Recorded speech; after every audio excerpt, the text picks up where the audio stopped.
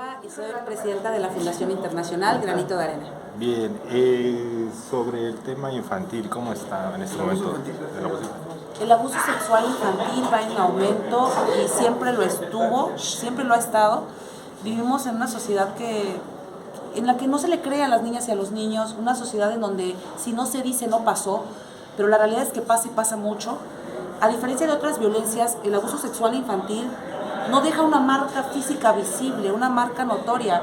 Las marcas serán conductuales, donde las niñas y los niños manifestarán sentir temor a ciertos espacios, a ciertas personas, a ciertos comportamientos o actitudes de las personas adultas. Normalmente, inclusive cuando se dan violaciones físicas con secuelas graves, las personas no se dan cuenta de lo que ha sucedido, sino hasta cuando pasa mucho tiempo, e incluso las propias niñas y niños, siendo amagados, amenazados por personas adultas, no lo van a revelar. Es increíble ver, por ejemplo, cómo estas personas, porque siempre digo personas no agresores, porque también hay agresoras sexuales de niños, estas personas hacen el uso del poder que tienen, manipulando a los niños, sembrándoles miedo, y porque los niños y niñas son tan inocentes que si una persona les dice voy a matar a tus padres si tú revelas esto, se lo creen. Entonces ese es el tema con el abuso sexual infantil, lo que hace que sea este secreto del que nadie quiere hablar, pero que muchos hemos vivido. ¿Tenemos alguna estadística? Sí, México actualmente ocupa desde el año 2015 el primer lugar del mundo en abuso sexual infantil según la OCDE. Según la ECPAT, también tenemos el penoso primer lugar mundial en producción y distribución de pornografía infantil. Entonces, si México tiene este primer lugar mundial, analicemos nuestro papel como Chiapas. Chiapas es el número 1 en pobreza, el número 1 en diversas situaciones, y recordemos que esta situación también agrava la violencia sexual, y ya no hablamos solamente de un tema delictuoso como pornografía infantil, trata.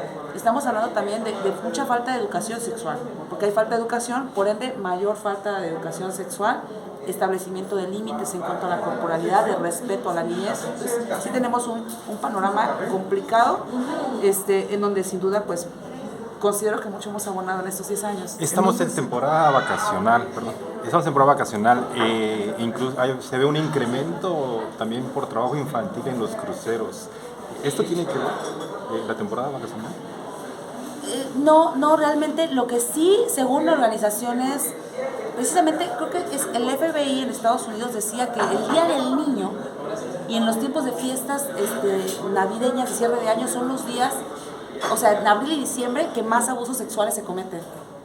Eso sí es algo que se ha dicho derivado a las fiestas que existen, lo cual permite también el acercamiento de personas, la confianza, el quedarse en casa de alguien, las celebraciones. Eso sí, inclusive por ejemplo en internet, ¿no? Se habla que en la deep web y el internet profundo incluso pues existen el famoso Alice Day, que es el día de Alicia, que es como una alusión a Alicia en el País de las Maravillas, que es un día como de orgullo pedófilo, en donde se alientan a violentar a niñas y niños en espacios públicos, en parques y demás, que es muy cercano al Día del Niño. Caray. ¿Dónde se da más el abuso sexual? ¿En la escuela? ¿En la casa? Primordialmente en la casa, primordialmente es en la casa, pero también sucede en escuelas, sucede en guarderías, sucede en parques, en cualquier espacio puede suceder.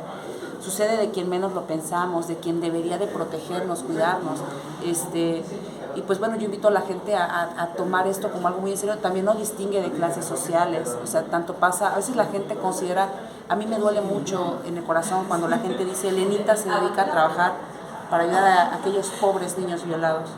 Cuando dicen eso realmente me duele, porque no se trata de esa situación ni de tratar así a personas que no son víctimas sino sobrevivientes y que no escogieron una situación así, y también como etiquetar a todos como violados, como algo que te pusieran como una etiqueta sin valor. Granito de Arena lo que busca siempre es dignificar al ser humano, más que hablamos de niñas y de niños, como sobrevivientes, como personas en desarrollo que tienen mucho que sanar, y que si lo están sanando ahorita en esta pequeña etapa en la que se encuentran, ya sea maternal, preescolar o escolar, estamos seguros de que saldrán avantes, y luego es increíble cuando salen y dan su testimonio ya al cierre de su terapia de la fundación. Entonces, sucede a todas las personas por igual, sean de cualquier socioeconómico. No hay una estadística, o al menos de cuál denuncia más. A la fundación también llegan personas que pueden tener situaciones económicas más privilegiadas, sin embargo llegan, o más bien, o me localizan a mí algunas compañeras y prefieren no tener un expediente dentro de la fundación, sino solamente que les vinculemos para que ellos de manera particular busquen a los terapeutas. Por otra parte, también llegan pacientes de pueblos originarios, indígenas, tzotziles, celtales, que llegan a psicoterapia. Imagínense qué padre haber podido crear esta conciencia, porque viajan desde tan lejos para llegar cada semana a terapia y con su ropa tradicional. Entonces eso nos demuestra que estamos realmente haciendo algo bien, que está creando conciencia en diversos sectores. ¿No demostraría algún incremento también en esa zona de abusos? Pues realmente, o sea, nosotros recibimos a estas niñas y niños, sí tiene que ver muchos factores, que se carece de programas que den educación sexual, que contemplen directamente a las poblaciones con las que estamos trabajando. O sea, no se trata, o sea, por ejemplo, el respeto al pueblo originario, nosotros en respeto a ellas y ellos creamos una metodología con nuestros personajes, que es nuestro personaje Arenito, pero en donde da la prevención con otros personajes que son Michim y Tot, que son una niña y su papá indígenas tzotziles y celtales. Sí, en ese sentido, en su momento la ONU mencionaba muchas veces la educación sexual en los pueblos originarios es complicada porque en un espacio de 4x4 duermen, cocinan y ahí mismo tienen relaciones sexuales los papás con los niños a un lado y eso pues afecta su crecimiento y desarrollo. Totalmente, también hemos tenido casos en donde las niñas, por ejemplo, se van hay mamás que me han dicho, es que mi hija no llegó 3 días a dormir. ¿Qué edad tiene tu hija? No, pues la hija tiene 7 años. ¿No llegó 3 días a dormir? No, porque en los pueblos originarios se da eso, ¿no? Que se van y duermen en la casa de la vecina y demás. Sin embargo, una realidad es que hablando con personas, inclusive autoridades de los pueblos originarios, ellos dicen, no quisieran que sus hijos vivan esta situación. Ahora, ¿qué tenemos que hacer? Ahora apostarle, pero tomando en cuenta sus usos y costumbres, sus tradiciones, que también son muy respetuosas.